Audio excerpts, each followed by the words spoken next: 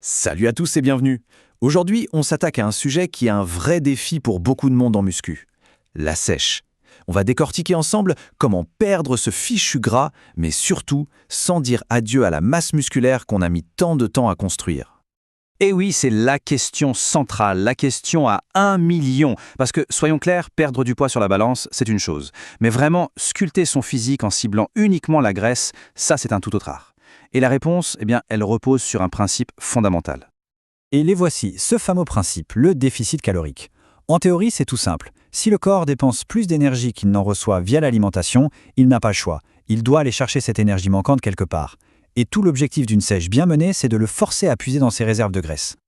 Allez, on plonge dans le vif du sujet. Il faut bien comprendre qu'une sèche, ce n'est pas juste un régime pour perdre quelques kilos avant l'été. Non, c'est une opération de précision, quasi chirurgicale, sur la composition de son corps. Voilà la nuance qui change absolument tout. Le chiffre sur la balance, on s'en fiche un peu en fait. Ce qu'on veut, c'est modifier la composition corporelle. On veut que le pourcentage de masse grasse descende, tout en s'assurant que la masse musculaire, elle, ne bouge pas, ou le moins possible. Alors, la question c'est, quel est le déficit idéal ? Eh bien, la science et l'expérience du terrain s'accordent sur cette fourchette. Un déficit journalier entre 300 et 500 kcal. C'est vraiment le sweet spot, le juste milieu parfait pour forcer le corps à brûler du gras, mais sans paniquer et commencer à cannibaliser le muscle pour trouver l'énergie. Bon, la théorie c'est bien beau, mais en pratique, comment on fait ? Comment on applique ce principe de manière concrète et personnalisée ?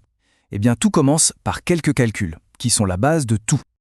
Ok, le plan d'action est simple et se déroule en 3 étapes logiques.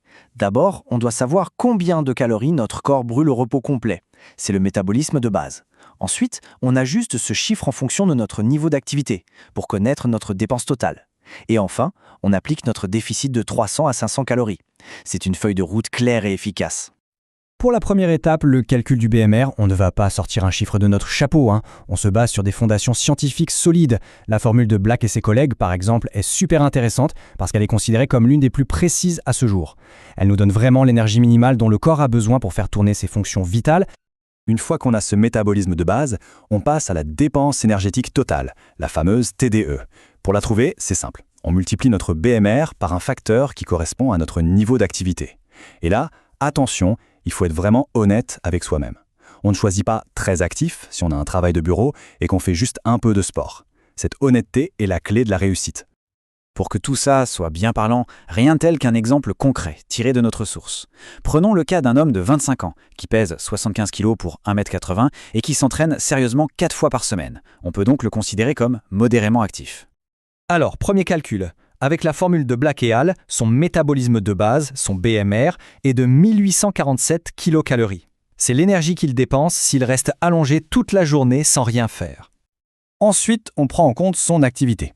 On multiplie donc ce chiffre par 1,55 et hop, on arrive à une dépense totale de 2863 kcal par jour.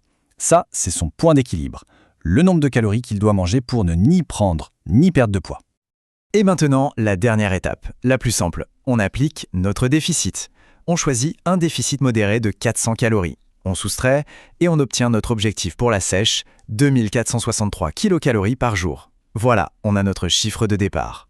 Bon, maintenant qu'on sait combien de calories on doit manger, la grande question c'est on met quoi dans l'assiette ? Parce que la qualité des calories est au moins aussi importante que la quantité, surtout en période de sèche.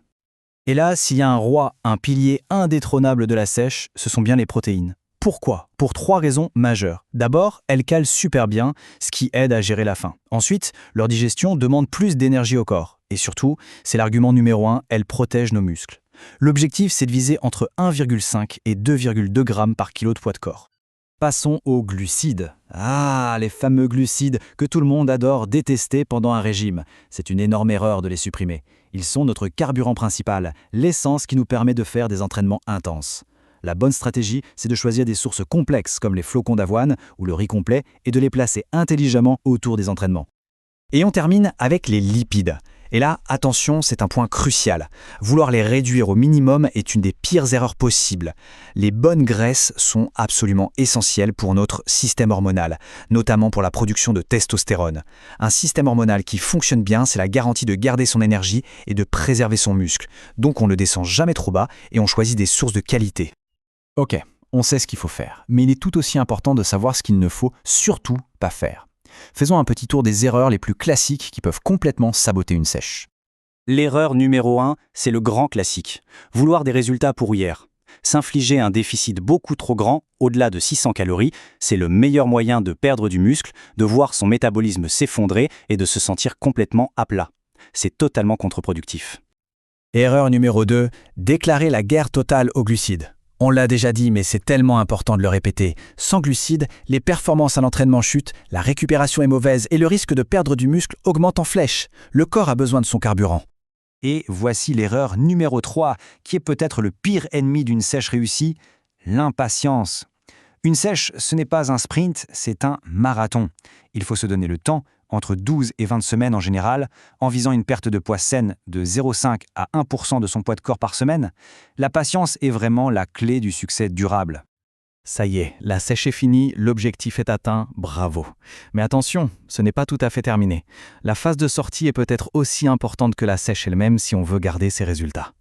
Pour éviter de reprendre tout le gras perdu en quelques semaines, il y a une technique hyper intelligente, le reverse dieting. Le principe est simple. Au lieu de remanger normalement du jour au lendemain, on va réaugmenter son apport calorique tout doucement, par petits paliers, semaine après semaine. Ça permet au métabolisme de se réadapter tranquillement sans stocker de nouveau. Finalement, si on devait retenir une seule chose de tout ça, ce serait cette idée-là. L'impatience est notre pire ennemi. Une sèche de qualité, ça prend du temps. C'est un processus qui demande de la méthode et de la patience, mais en retour, il offre des résultats qui tiennent la route. La vraie question n'est pas de savoir à quelle vitesse on peut y arriver, mais avec quelle intelligence on peut construire ce résultat pour qu'il dure.